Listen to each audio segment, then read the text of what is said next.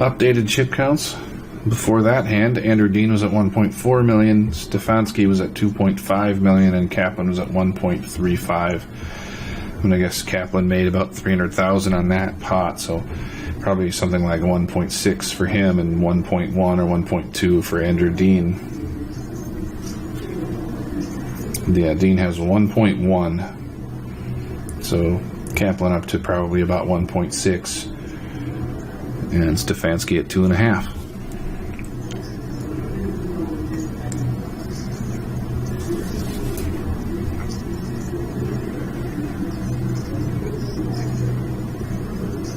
If I was these guys, I'd want to get Andrew Dean before break, because if he is making mistakes and he's on the ropes, this guy's too experienced and too good. If he gets to take a break and walk around for 10 minutes, he's going to come back perfect again. That little refresh can change everything. If he is a little tilted or playing a little bad, get him now. Don't let him reset. Especially if he's got a mentor or a friend and other solid players and family there that'll talk to him and get his head clear again. You don't want a guy who's made as much money as Dean has getting it back together and fighting back. When they say don't kick him in when he's down, they're not talking about poker.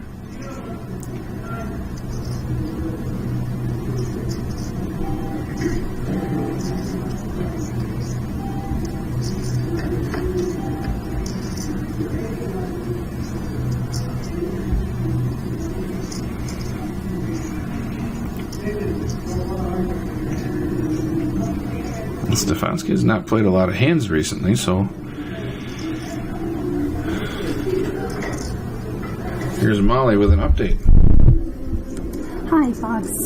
Just kind of to follow up with what you just said about the refresh on the break, I think you make a really solid point there. Dean does have a really strong rail here. He does have some friends kind of that have been here almost the entire final table watching him. So you'll hear them scream every now and then when he's involved in a big hand or when he takes down the pot. That hasn't happened, unfortunately, in a while, but you will hear them when that happens next. And I think I also just wanted to say that I think that Andy Kaplan is actually a really good example of taking that break. Like I said, I kind of talked to him over the dinner, right after dinner break, was kind of coming to an end, and I think that is exactly what he needed, because it's almost like a different player when we're watching him three-handed. I mean, he was super short, and now he's got some chips to play with, so that definitely helps, but I think that that break was exactly what he needed, and now he's like really here and proving that he's ready to do this. So thanks, Molly. It's so helpful to have Molly there at the table doing this. This could work out really nicely as a kind of a pattern for how we do broadcasts in the future. If we send Molly in to do the reporting and be the sideline reporter, and if we had the two of us here doing the commentary and a little more preparation, this would have been a really slick broadcast. As it was, I think it went fairly well so far. And she makes a good point about Andy Kaplan. He did seem to come back a little different player. Maybe spent half the dinner break on the phone with Bernard Lee. That probably helps. But he was one of the tightest players at the table. We had Brandon Stambach, who was very tight to his right. A couple other players who were not super active, but Andy was one of the tightest players at the table until we came back from dinner break. When we came back from dinner break, he found the gas pedal, and it has helped. He might have also found some hands. We're awfully quick to judge, and it's kind of part of my job as commentator to just find reasons for things that are happening, but we're awfully quick to judge sometimes when watching these live broadcasts and not realize that if we were online right now and had a heads-up display, we would have less than 200 hands on these players. If you look at 3-bet percentages, say, for 200 hands, say there's a raise that the person is facing and only a single raise, 20% of the time, 30% of the time. If we say 30% of the time, then that's only 60 of those 200 hands. The difference between a 10% and 20% 3-bet range there in 60 hands is so small. Talking about the difference between 6 and 12 hands that they 3-bet all day to look like they're either a very aggressive 3-better or a not very aggressive 3-better. 6 hands is not a big difference. That's not a big enough sample size for us to know enough about these players. If you see someone make a legitimate strategy error, theoretical error, if you see somebody whose raise sizing is bad or who's misplayed a hand on the river, those kinds of things, you can learn a lot more about their game. It's very tough to learn a lot about their game from such a small sample size of mostly pre-flop play at a final table.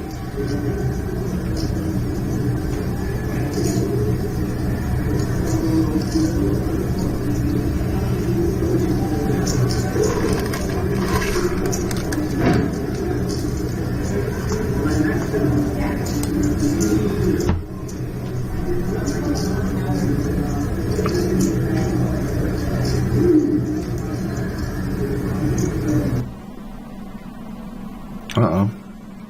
Looks like a break in our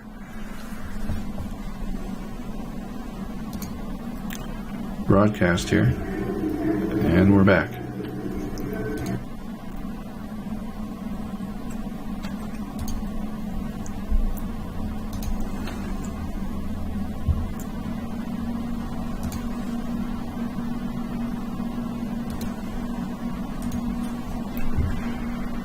We appear to be frozen from the Foxwoods end again. See if we can get Molly to finish it.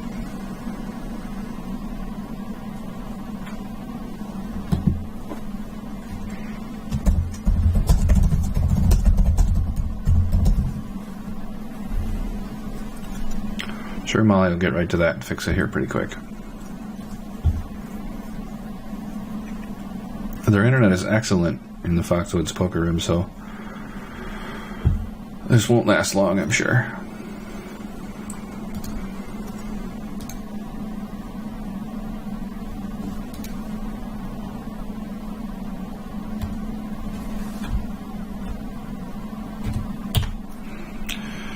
And I am saving pieces of this as we go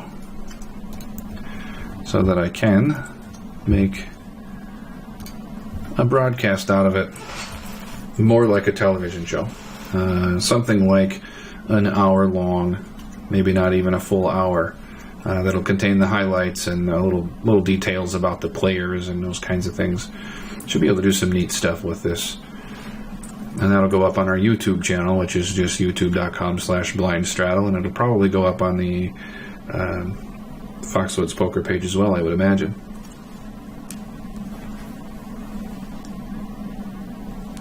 And while we're frozen, waiting for Molly to try and get things fixed,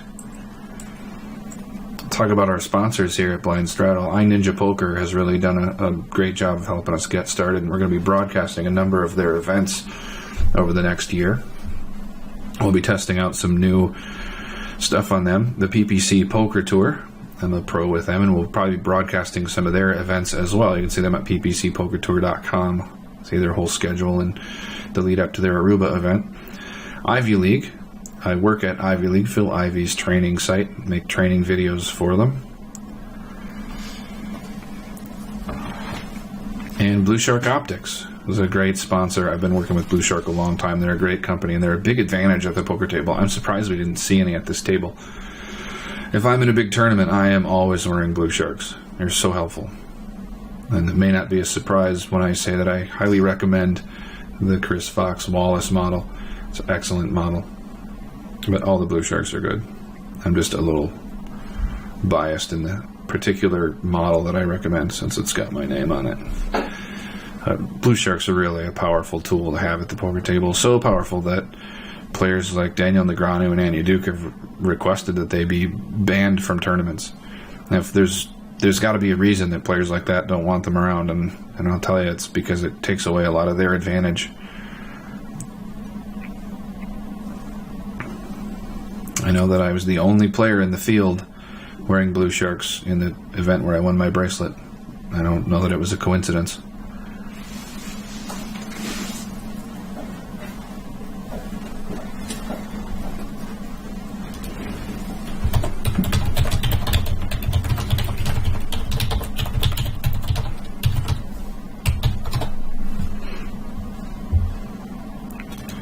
I don't know what has gone wrong with the Twitch feed here, but we'll find out. See if we can get it to work from here. There we go. I have audio, but no video. What's going on here?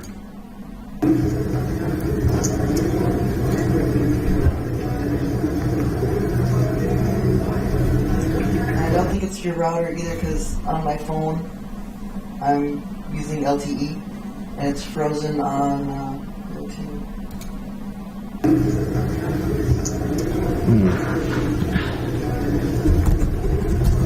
And it's frozen on Foxwoods channel.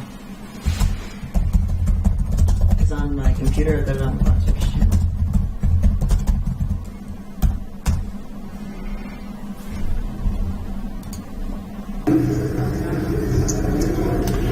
We're doing our best to get this back, but I don't see it. It's not running for long.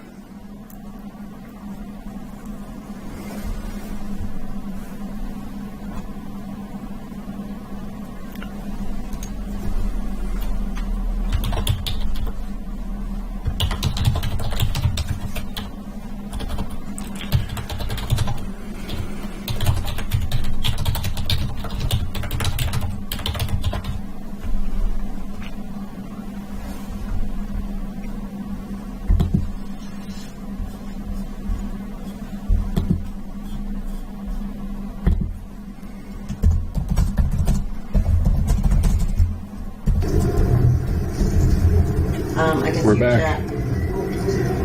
We're back. This is in theater mode. Right back to where we belong. All right.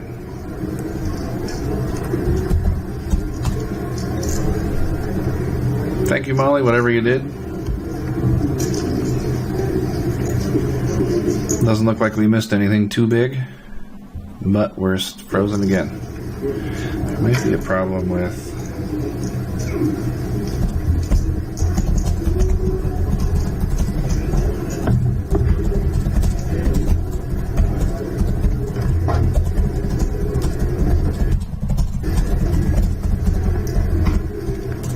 We'll get Molly a computer with a video card one of these days. Not have these problems, I think.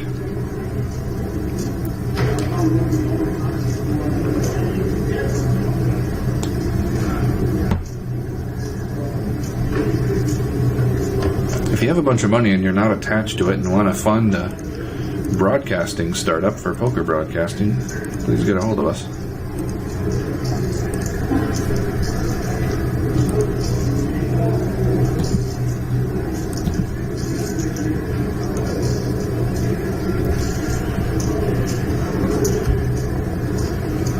Looks like we didn't have any huge hands happen. I'm sure if we had, we would hear about it from Molly.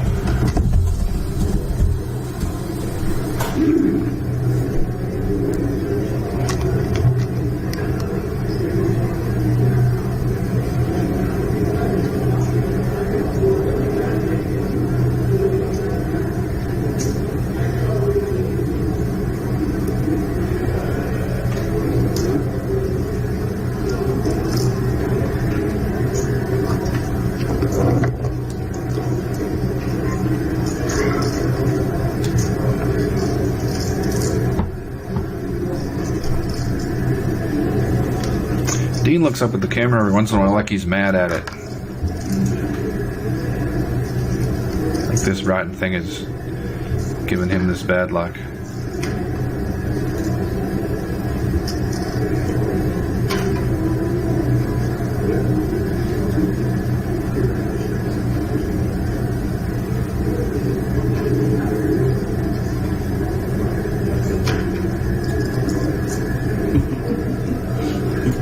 During that little Launcher's down to 18.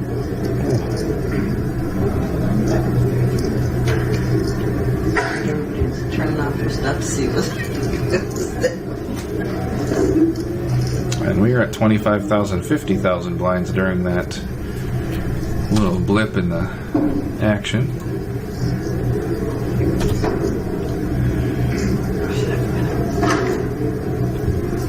We're getting somewhere now. Well, about 110 big blinds in play. And we know that tournaments tend to end when there are around 40 big blinds in play. They rarely make it much farther than 40 big blinds. So I don't expect us to go much beyond the 50,000, 100,000 level. In fact, I would bet on this thing ending during the 50,000, 100,000 level. It should be another about 2 hours. I think. We should go 30, 60, 40, 80, 50, 100. Yeah. It'll be a little over 2 hours before we get to 50, 100. So we could be here a while. But you never know. When you're only three-handed, weird things can happen and it could end sooner than that. We have gotten to three-handed fairly quickly for how many big blinds are in play. And I expect to be here for at least a while longer unless there's a significant chop made. Sometimes if they chop part of it and there's less to play for, the chips seem to fly into the middle.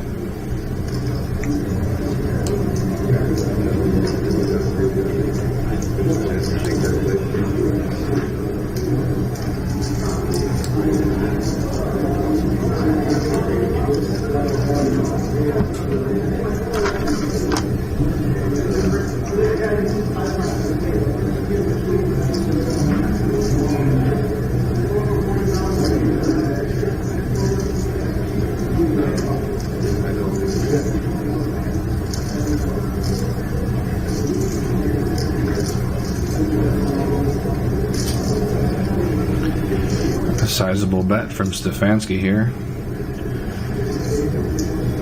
And this has got to be frustrating for Dean, who's just lost so many showdowns, to be facing a bet in this spot.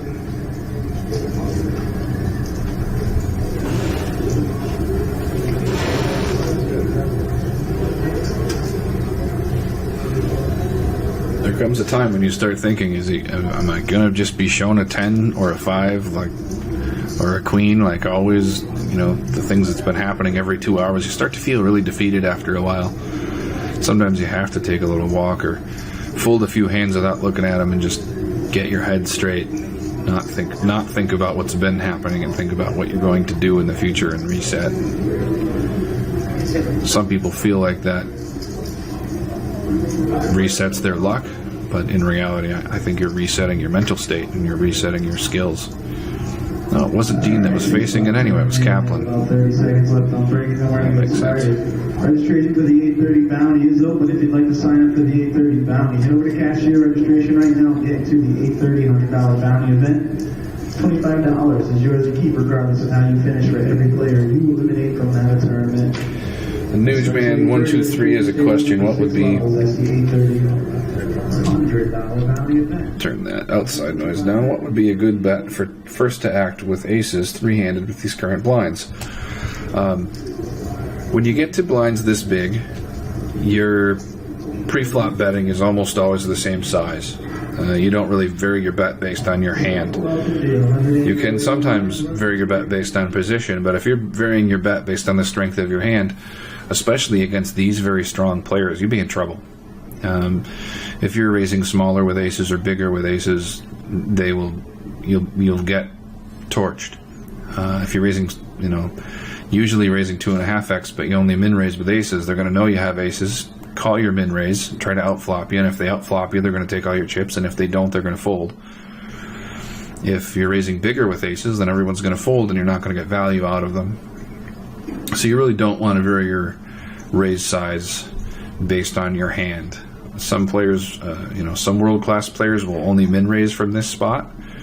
A lot of online players will only min-raise once the blinds get this big.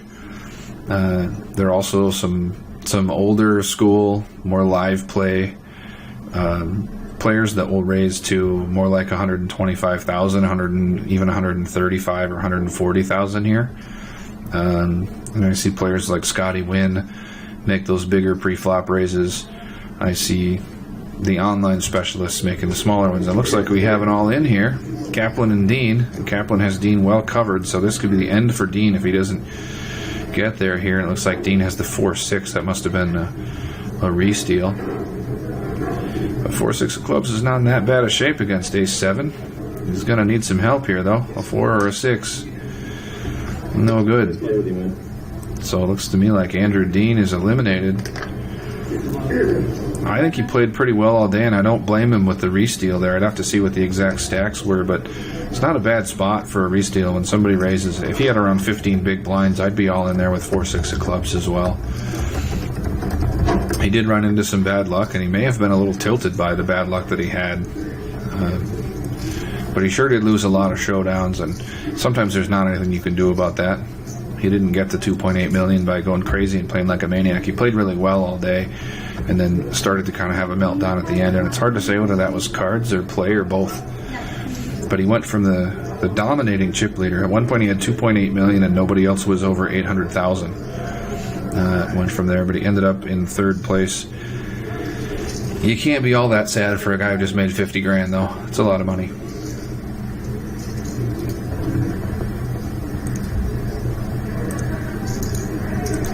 Put him in our payouts here.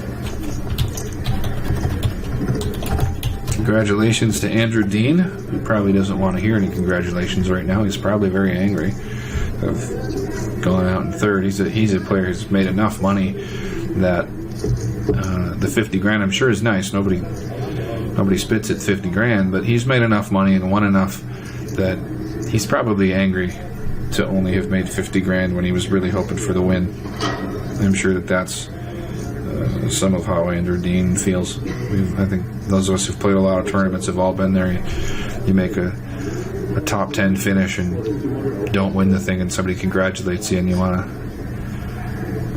to slap them. It's a very frustrating spot to be in sometimes, to be sure that you should have done better than you did. I know that he's got enough experience that by this time tomorrow he'll know either he played well and just ran into a rotten run of cards, or whether he was tilted and has some things to learn about this particular live poker experience with these strong players, whether a bad run of cards did in fact tilt him, or whether it was just a bad run of cards that broke him.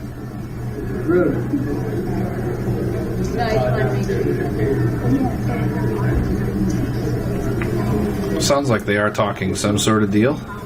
Let me add it up. Or maybe talking about the idea of a deal. Yeah, I think they're maybe running an ICM chop. That might be what Kaplan's doing on his phone right now.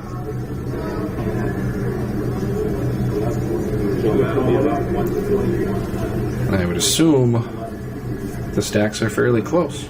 From where the stacks were before and the way things have played out, I would assume the stacks are pretty close.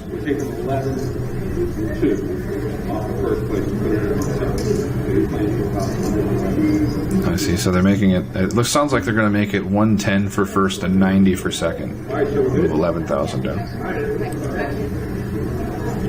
It looks like that deal was done. Molly will come let us know for sure, but I think that's the deal that was done, and that's a pretty common way to do this. Take a little of the variance out of it now that your head's up and you know that you're against another strong player. Both these players have respect for the other, I'm sure. And they're probably both very glad that Dean is gone. He's a very strong player.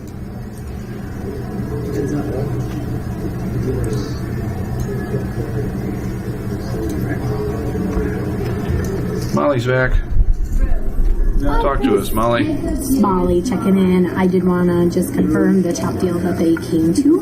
Essentially what they're doing is they're locking up 90K for second, and then they're playing for the rest, which I'll have the exact number in a few minutes, but it's around 111. So second place is going to get 90K. First place is going to get the rest, around 111,000, and then the trophy as well. So good luck to both the remaining players as we play this out. Thanks, Molly. Our intrepid sideline reporter, Molly Mossy. I'm going to change that into payouts, just because I can.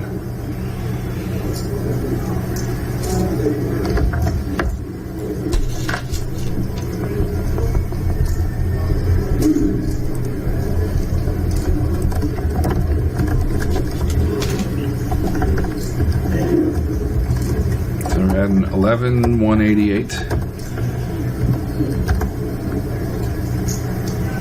Up here to make second place 90,000.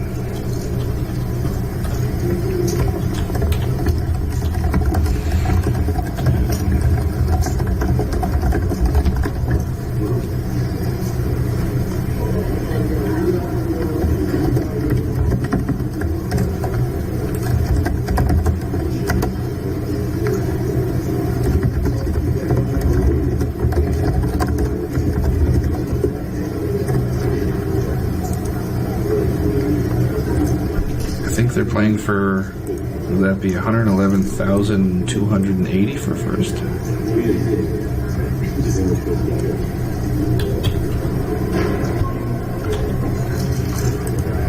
Somebody has a calculator handy, feel free to correct my math, but I think that's right.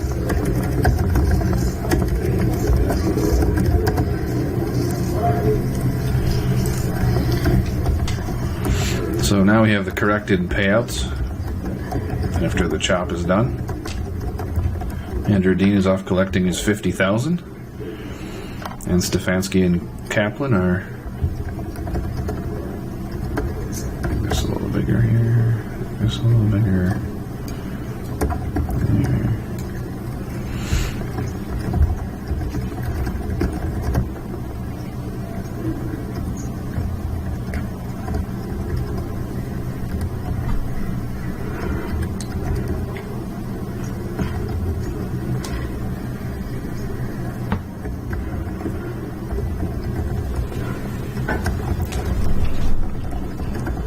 We are heads up playing for the difference between 111,000 and 90,000. So we're playing for $21,280 basically, and the trophy. And your name in first place and the Hendon Mob stats and all that stuff.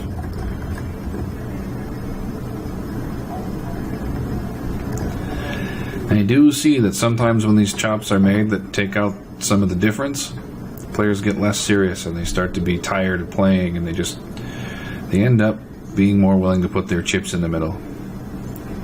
It is a strong player who's been fighting for 3 solid days, chops the amount that he's playing for in half, and still plays well after he's locked up 90,000. But these two guys might both have that in them. We might still be here quite a while.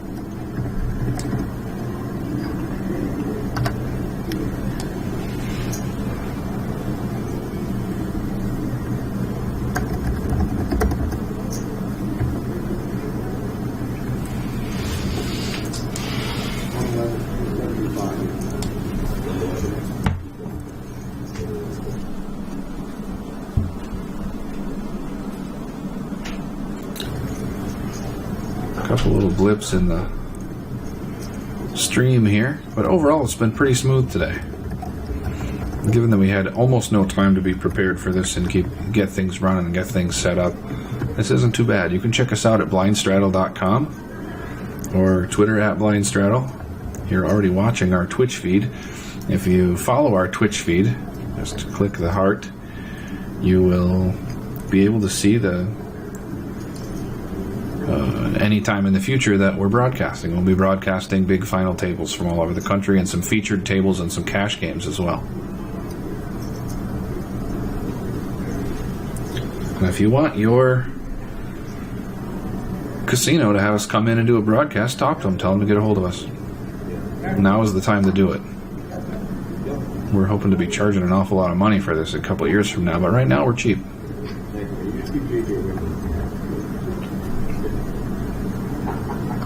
Take my turn.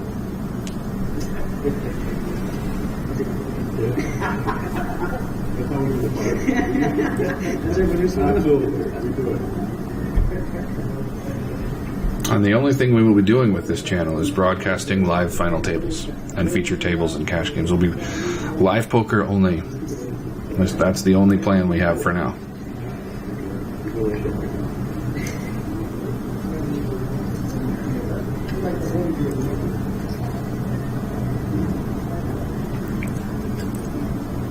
I want to thank Foxwoods for giving us the opportunity to do this little beta test on their final table here. It's been a lot of fun. I love Foxwoods, and coming there and seeing their setup a couple months ago and being ready to do this was a big help too. And the PPC sent me out there to play the PPC Poker Tour event in their Mega Stacks event, so thanks to the PPC as well. Foxwoods letting us do this is a big help for us, and I hope that it helps them some too.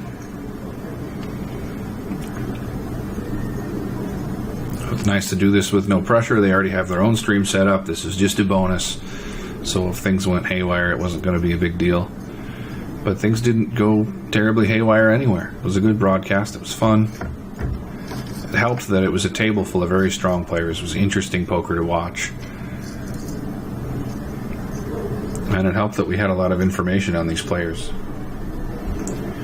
Which was because Molly was there as our sideline reporter.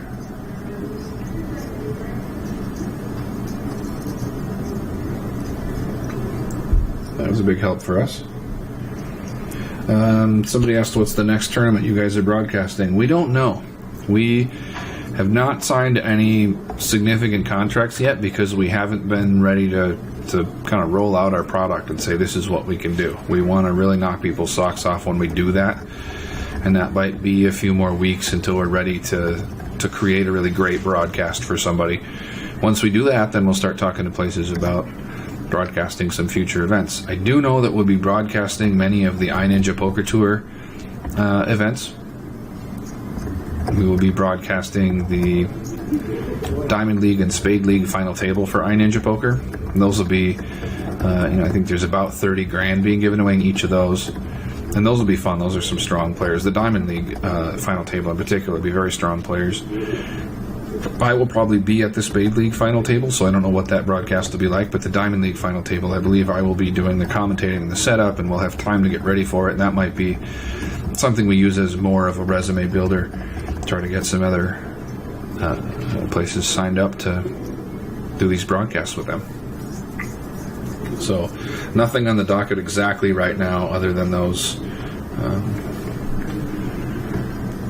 iNinja events. It's likely we will do some PPC Poker Tour events as well, and hopefully back here for some Foxwoods events. Might do some more testing at Foxwoods on some feature tables during the Mega Stacks events. I know Molly will be out for the first part of the Mega Stacks series, and we'll see where else we end up. We would like to have a table to watch every night. Live poker to watch on Twitch every night would be fun. And we have enough people, I think, to handle the commentary and the reporting to do that. I will let Molly know that the clock has stopped because I hadn't noticed that. And that might be that the actual clock has stopped. I think it is. I will let Molly know, and she can tell the tournament director, or tell, I think Juan is there.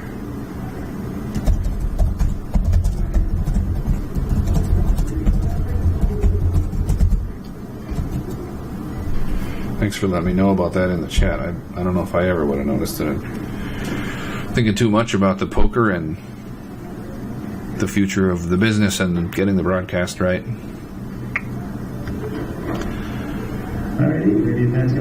Stefanski increases his chip lead some. I do believe he has the chip lead, and I think it's just gotten bigger there a little bit.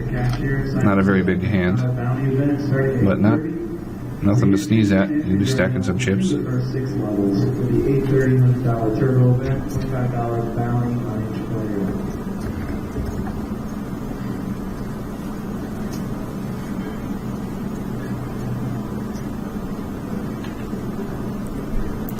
And now the clock has been updated. Running again.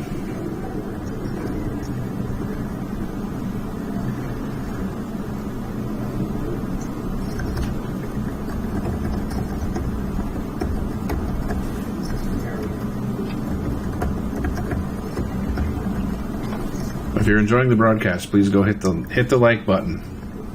Click the heart on underneath the broadcast, and you'll see more broadcasts from us. And the more momentum we can build with this thing, the faster we can launch it, and the better we can do broadcasts. If we can get a lot of people watching these broadcasts, that's a big help for us. When we can make that happen, then we can convince the more places to bring us in for bigger and bigger tables, and we can do better broadcasts, and that's our goal. See Molly in the picture now, watching carefully. There's a raise from the button from Kaplan and an all-in from Stefanski, and Kaplan's going to let this one go. And Stefanski looks like he wants to win this thing.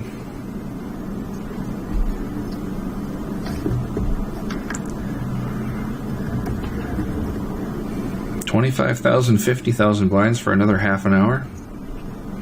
We may or may not make the end of the 25,000, 50,000 level, which would be an early end to this thing.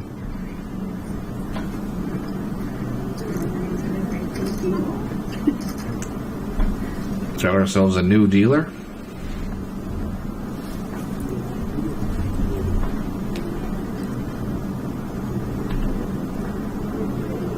I don't remember his name, but that dealer dealt to me in cash games a couple times while I was out at Foxwoods.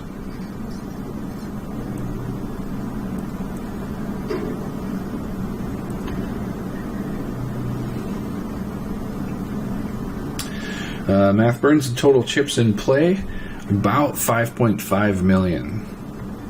It was 182 players at 30,000.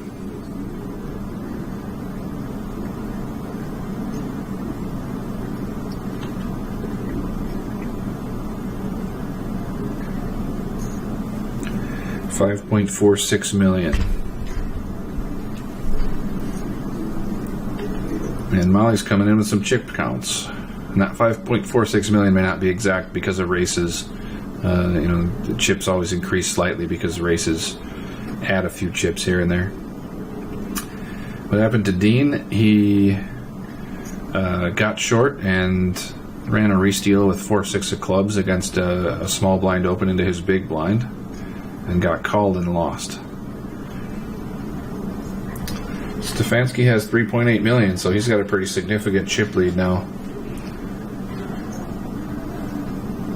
Should be just over, it'd be about 1.5 million for Andy Kaplan. So there it is, Andy Minnesota Molly says it's 1.4 million for Kaplan, so more than twice his stack Stefanski has. And did he win this pot too? Nope. Kaplan won this one. So the short stock at 1.4 million still has almost 30 big blinds. Yeah, 28 big blinds is definitely enough to put up a fight, and I don't think Kaplan's going to give up here.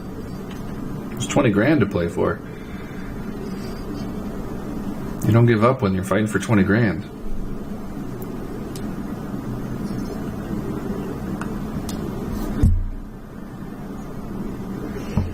I don't know how many big blinds Dean had when he shoved. I'm not sure. My guess is that I'm almost sure it was in the re-steal zone between 12 and 22 big blinds, but I don't know where exactly it was in that range.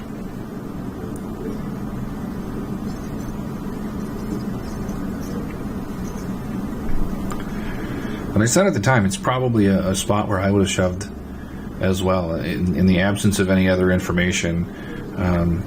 If you're anywhere near 15 big blinds and there's a small blind open where you think there's significant fold equity and you have 4-6 of clubs, you're going to jam 15 big blinds three-handed pretty much every time. Unless there's a big chip discrepancy that's going to change what you're doing because of ICM considerations, you're definitely going to do that. Yeah, so with 18 bigs, I think that's probably the right play.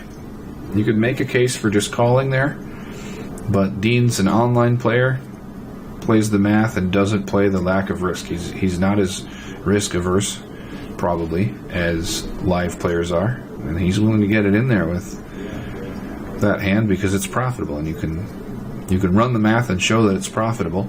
You can't always prove that it's more profitable than calling and seeing a flop, but you can certainly prove that it's profitable to shove there.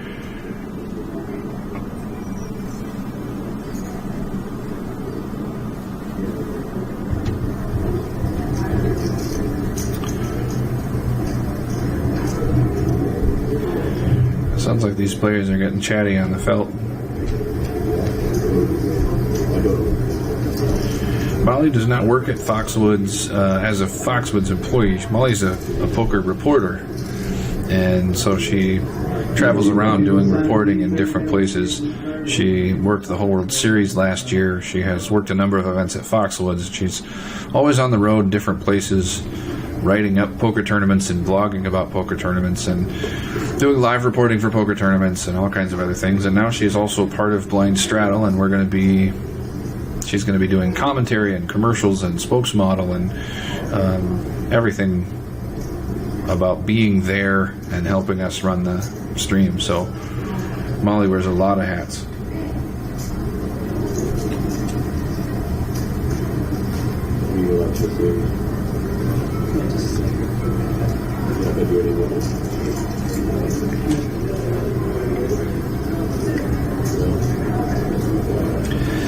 Bernard Lee tells us that Andy won a 1K event at Foxwoods in 2009. So he knows how to win these things. And apparently Foxwoods is a good place for him.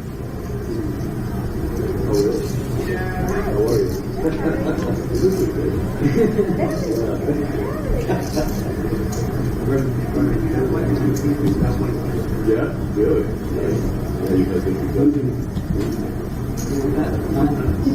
Every time they watch you?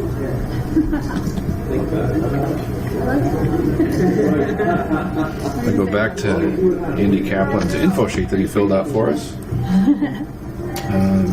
He's from Cranston, Rhode Island. His occupation is consultant.